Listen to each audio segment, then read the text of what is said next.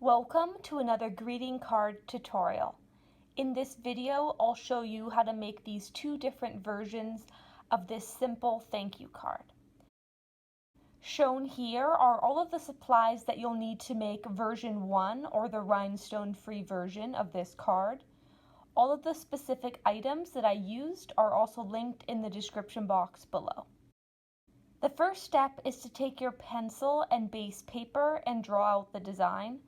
Apologies here for the poor quality of the video. Once you have everything drawn out in pencil, simply take your thin black pen. Here I'm using my favorite Faber-Castell pens, and this pen is in size or thickness F, and simply trace over all of the pencil lines that you'd previously drawn. So I started with the word thank you, and then I kind of drew in the mountains and the hills. And then what I did was I actually used two different thicknesses of pen for this design.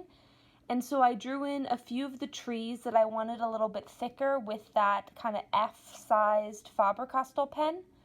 And then I switched over to another Faber-Castell pen in size XS to finish off the trees, and then also here to draw in these line accents on the mountain.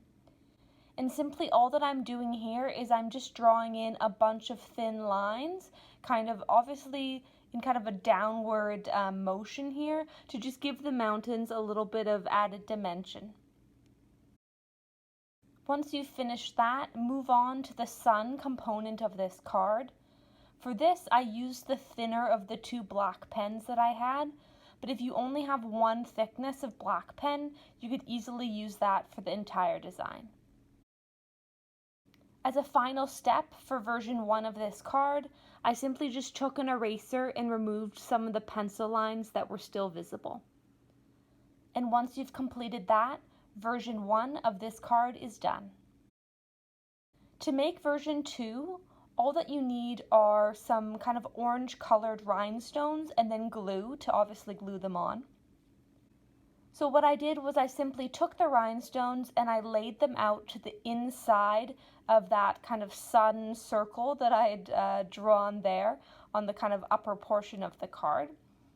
And then once I was happy with their placement, and obviously I knew how many rhinestones I needed and had them all laid out where I wanted them, I simply just took some fast drying glue and glued each of them on. And once the glue is dry, version 2 of this card is complete. I hope you enjoyed this tutorial and try making one of these versions yourself. Thanks so much for watching.